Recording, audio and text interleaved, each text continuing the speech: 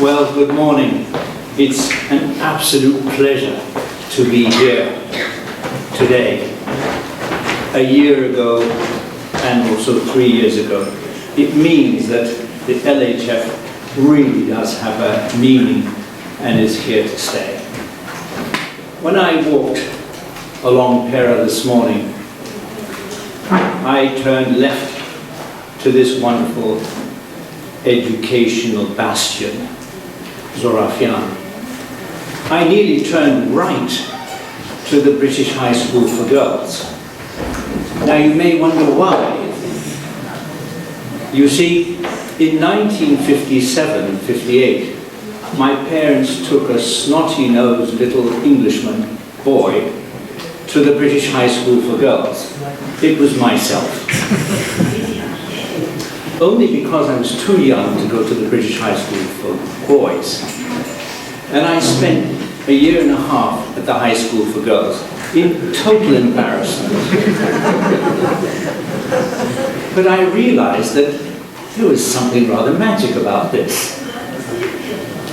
I went on to do my education in Switzerland and then back to England, and I did my apprenticeship in all parts of Europe and the Far East in our family business, which started in 1846.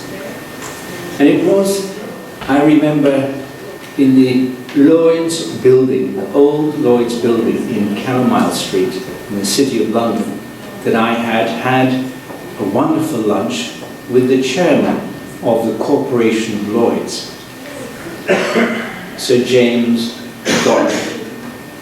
And after presenting the plaque of the centenary of Catoni as the Lloyd's agent in his Skenderun, he walked me to the front door, and as we parted, he said, "By the way, Jonathan, where did you learn to speak such good English?" So,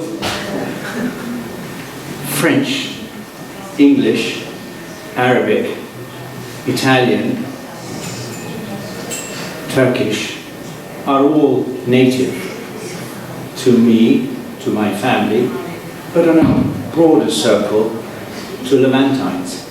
As I said to my very good and respected friend Philip Mansell last evening, sitting across the table, "Kifak ya Philip?" And he said, "Riha, kifak inta Jonathan?" Arabic. But it's not the language alone, it's the mindset. Levantines can actually do business in any part of the world. Such is their broad reach and understanding and assimilation of culture, language, and so on.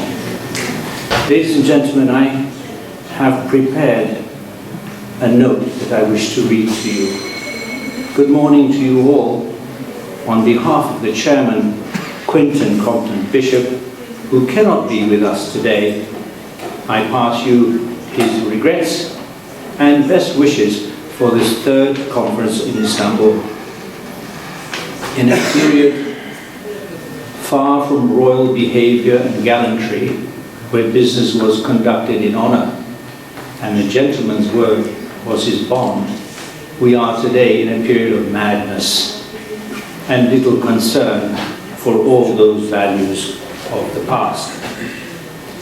The reason for such a comparison is no more than to address the matter of housekeeping, which is to say that that there are no programmed fire alarm testing today, and that if you were to hear such, please make your way to the front door and assemble in front of Galatasaray School.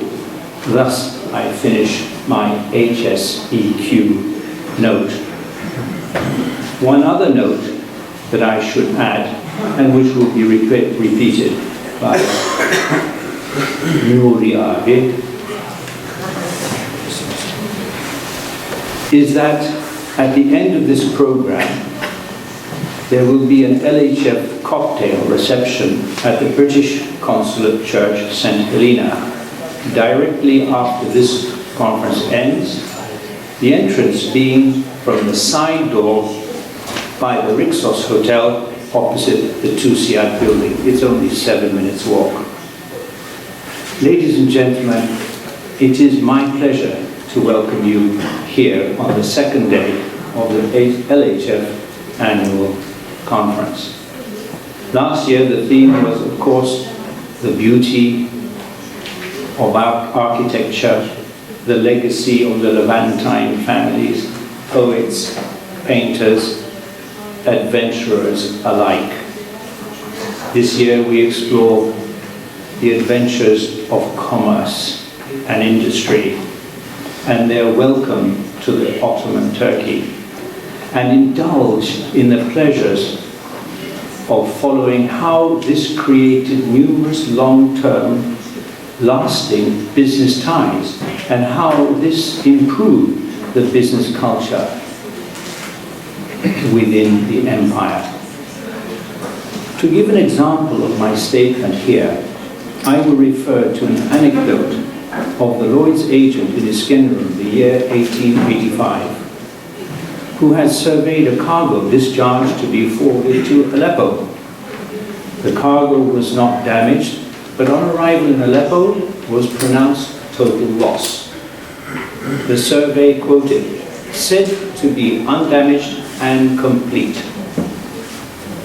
This is a point, like many, where the Levantines were instrumental in cultivating the European business culture, which through the centuries has assisted Turkey to become a leading, emerging industrial and capital market of today. More recently, as chairman of the British Chamber of Commerce of Turkey, I spoke at an investment group in the City of London and pointed out the DNA of the Turkish businessman: emotional, determined, envious, and productive. Through a combination of Levantine businesses, ingenuity, and steadfast determination, this model is delivering industrial, agricultural, textile exports predominantly to Europe, but also to Africa, Asia, Australia, and America. The Levantine Heritage Foundation must recognize the embodiment of the efforts made by Craig in the first place, and also those who sit in London and in Istanbul, for without their interest and determination to bring forward this extraordinary community, we would not be here today, nor in Athens next year, Beirut, Alexandria, Damascus in the years to come. Therefore, I wish to express my thanks and gratitude in welcoming you all here and breathing life into the community of the Levantine Heritage Foundation.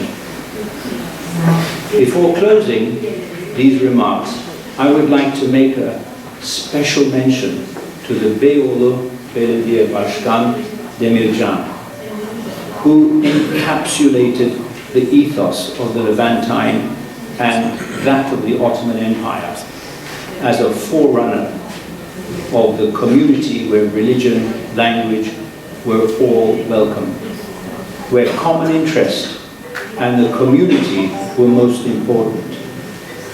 It is our unique chance that in his wisdom he recognizes this historic fact which has brought us here to Pera today and into the future. On behalf of the LHF London and Istanbul, I wish all participants, and in particular our speakers, a very enjoyable and informative day. Thank you very much.